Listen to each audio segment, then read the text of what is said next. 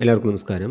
അവിട്ടത്തിൻ്റെ അവസാനത്തെ 2 പാദങ്ങൾ, ചതയം, പൂരുട്ടാതിയുടെ ആദ്യത്തെ 3 പാദങ്ങൾ എന്നീ നാളുകൾ അടങ്ങിയിട്ടുള്ള കുംഭക്കൂർ ജനിച്ചവരുടെ 2026 വിഷുഫലങ്ങളെ നോക്കാം. കുംഭക്കൂറുകാർ സാമ്പത്തിക ഇടപാടുകളിലും സംസാരത്തിലും അതീവ ജാഗ്രത പുലർത്തേണ്ട വർഷമാണിത്. പെട്ടെന്നുള്ള ദേഷ്യം കാരണം ബന്ധുക്കളുമായോ സുഹൃത്തുക്കളുമായോ അഭിപ്രായ വ്യത്യാസങ്ങൾ ഉണ്ടാകാൻ സാധ്യതയുണ്ട്. കുടുംബസ്വത്തുമായി ബന്ധപ്പെട്ട കാര്യങ്ങളിൽ വിട്ടുവീഴ്ചകൾ വേണ്ടി വന്നേക്കാം. വിദ്യാർത്ഥികൾക്ക് ഈ വർഷം വളരെ അനുകൂലമാണ്.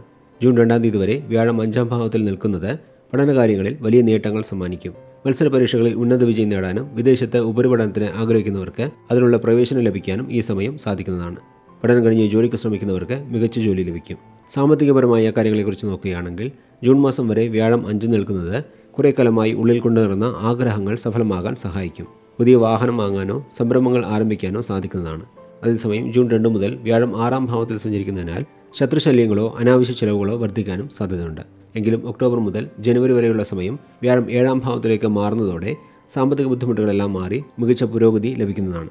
കുടുംബപരമായ കാര്യങ്ങളെക്കുറിച്ച് നോക്കുമ്പോൾ ഒക്ടോബർ മുതൽ വിവാഹപ്രായമായവർക്ക് അനുയോജ്യമായ വിവാഹാലോചനകൾ വരികയും വിവാഹം നടക്കുകയും ചെയ്യും. എങ്കിലും ഡിസംബർ മാസം വരെ രാഹു ജന്മരാശിയിലും കേതു 7ാം ഭാവത്തിൽ നിൽക്കുന്നതിനാൽ വിവാഹം കഴിഞ്ഞവർക്ക് ദാമ്പത്യ ജീവിതത്തിൽ പ്രശ്നങ്ങൾ വരാതെ സൂക്ഷിക്കണം. ആരോഗ്യപരമായ കാര്യങ്ങളിൽ ഈ വർഷം പ്രത്യേകം ശ്രദ്ധ നൽകണം. ഉറക്കക്കുറവ്, മാനസിക സമ്മർദ്ദം, കണ്ണ്, പല്ല് എന്നിവയുമായി ബന്ധപ്പെട്ട അസുഖങ്ങളെ അവഗണിക്കരുത്. മൊത്തത്തിൽ നോക്കുമ്പോൾ സാമ്പത്തിക ഇടപാടുകളിലും ദാമ്പത്യ കാര്യങ്ങളിലും അല്പം ശ്രദ്ധിച്ചാൽ പൊതുവെ വളരെ മികച്ച ഫലങ്ങളായിരിക്കും കുംഭക്കൂറുകാർക്ക് ഈ വർഷം ലഭിക്കുക എന്ന് പറഞ്ഞുകൊണ്ട് കുംഭക്കൂർ ജനിച്ചവരുടെ വിഷുഫലങ്ങളെ ഇവിടെ നിർത്തുന്നു. അടുത്ത വീഡിയോയിൽ മീനക്കൂർ ജനിച്ചവരുടെ ഫലങ്ങളെ നോക്കാം. അതുവരെ എല്ലാവർക്കും നന്ദി, നമസ്കാരം.